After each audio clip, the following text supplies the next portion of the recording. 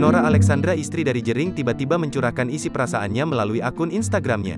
Dalam unggahannya, Nora Alexandra terlihat mempertanyakan apakah pernikahannya dengan sang suami merupakan sebuah kesalahan.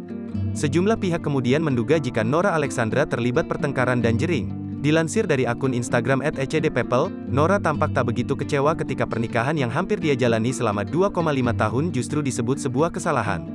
Apa? 2 tahun pernikahan? Mungkin sebuah kesalahan? Gimana-gimana, baru terucap sekarang, tulis Nora Alexandra di Instagram story-nya, dikutip tribunstyle.com, Senin, tanggal 28 Maret tahun 2022.